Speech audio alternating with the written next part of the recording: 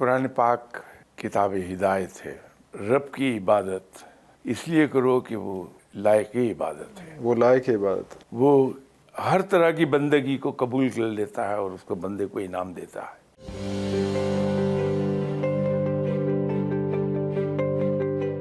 شاہ جی جنت کیا ہے؟ مسئلہ یہ آ رہا ہے کہ ایک طرف تو یہ چیز آتی ہے کہ جنت جو ہے وہ اس کو بہت گلوریفائی کیا جاتا ہے اور سارا کچھ ہوتا ہے، اور ساتھ کہا جاتا ہے کہ میرے ساتھ انکنڈیشنل محبت کرنی ہے. اب جنت کی فینٹیسی اور انکنڈیشنل لو، سو کون سے دھاگے کو جدا کس سے کریں؟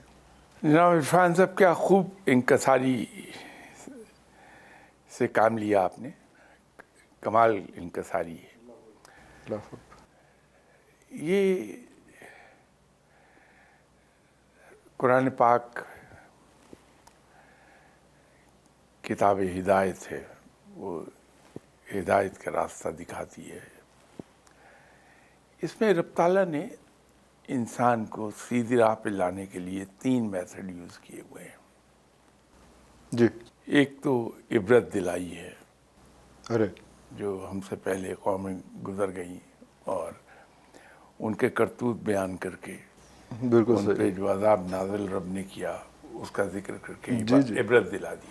دوسرا رب تعالیٰ نے ہمیں انعام کا لالچ دیا ہے، انعام کا لالچ دیا، اور تیسری سزا کا خوف دلایا ہے. سزا کا خوف دلایا، جہنم کا. تو تینوں چیزیں ہیں، عبرت دلائی ہے، خوف دلایا ہے، اور انعام دکھایا ہے کہ یہ ملے گا. وہ انعام جنت کا ہے. ہاں. اب اس کو حاصل کیسے کرنا ہے، یہ کتاب میں بیان ہے پوری طرح کہ اللہ کی اطاعت کر لو. بالکل صحیح. بندگی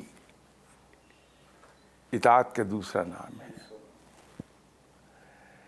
اب اس کے کئی لیول ہیں، بندگی کے اس کے کئی لیول ہیں. کئی لیول ہیں. وہ اچھا. اللہ کے پیارے بندے ہیں،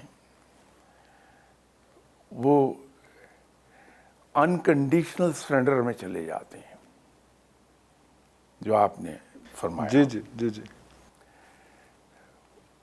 ٹوٹل سرنڈر ہوتا ہے وہاں، ٹوٹل سبمیشن، ٹوٹل سبمیشن.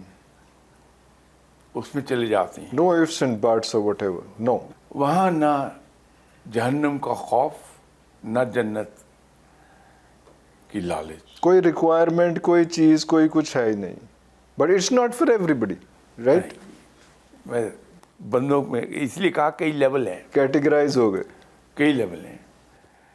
یہ سب سے اوپر کا لیول ہے، جہاں انسان کہتا ہے کہ مجھے کچھ نہیں چاہیے، صرف اپنا آپ دے جا مجھے. ارے اب وہ جب کہتا ہے مجھے تیرا کچھ نہیں چاہیے، صرف اپنا آپ عطا کر دے، اپنی دوستی عطا کر دے، دوستی ادا کر. یہ وہ ہے جو آپ نے فرمایا کہ بے لوس. یہاں پہ نہ جنت کی لالچ ہے، نہ جہنم کا خوف ہے، نہ خوف ہے. نہ رب سے یہ درخواست ہے کہ یا اللہ تو مجھے جنت میں داخل کر لے، نہ یہ ہے کہ جہنم میں کیوں پھینکے گا مجھے. کیوں پھینکے گا. ارے یہ وہ لوگ ہیں خوش نصیب جو بندگی کے اس معیار پر چلے جاتے ہیں کہ جہاں صرف اور صرف سبمیشن ہوتی ہے. رب سے پیار ہے، اور کہ ہم تو تجھے رب مانتے ہیں، تیری عبادت کرتے ہیں، باقی یہ تیری مرضی ہے، تو ہمیں اس کے جواب میں کیا دیتا ہے. وہ تو بادشاہ ہے، تو شہنشاہ ہے، یہ تیرا فیصلہ ہے. تو اس مقام پر، اس لیول پر چلے جاتے ہیں. ٹھیک ہو گیا.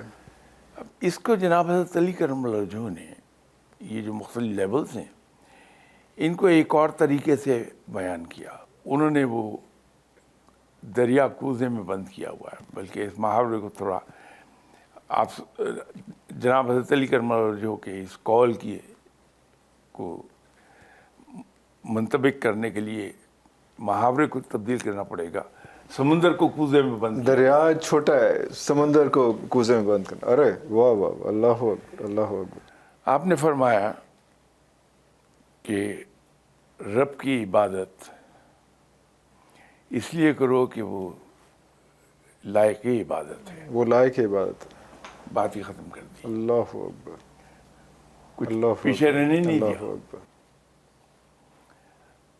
تو وہ میرے جیسے جو لوگ ہیں جو رب کے ساتھ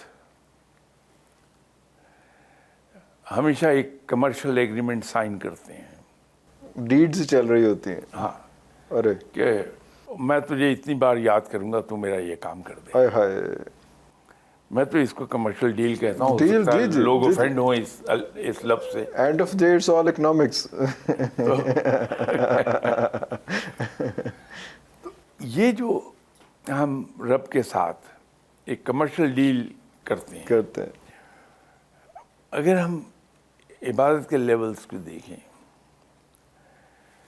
تو وہ اسی طرح نکلتی ہے کہ لوئسٹ لیول ہے عبادت کا کہ میں تجھے یاد کروں گا تو میرا یہ کام کر دے، اوہ ہوئے، یہ وہی ڈیل ہوگی نا، یہ تو پھر لوئسٹ لیول ہے۔ لوئسٹ لیول ہے۔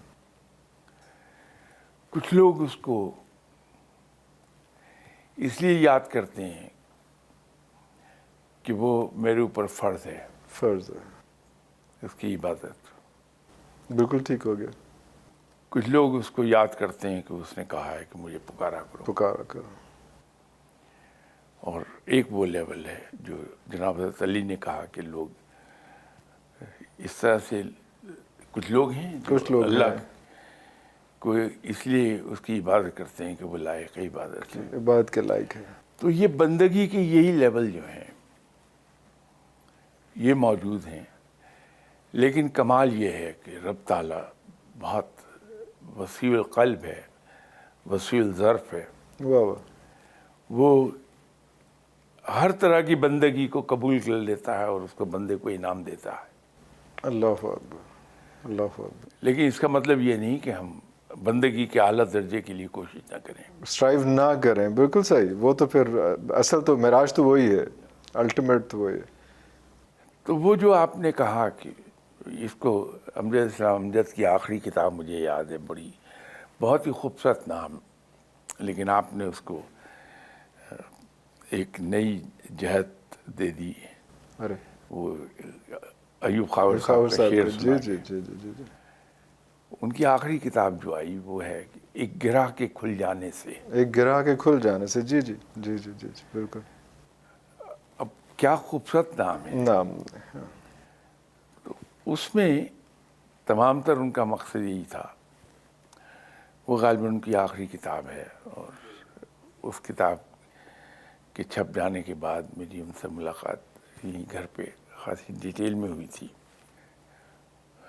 تو ان کا بھی کہنا یہی تھا جو آپ فرما رہے ہیں ارے کہ یہ الجھی ہوئی ڈور ہے، ڈور ہے، اس میں گرہیں لگ گئی ہیں، لگ گئی ہیں، نہیں کھل رہی، اب کس گرہ کو کھولا جائے کہ گرہیں کھلتی چلی کھلتی جائیں۔ چلی جائیں۔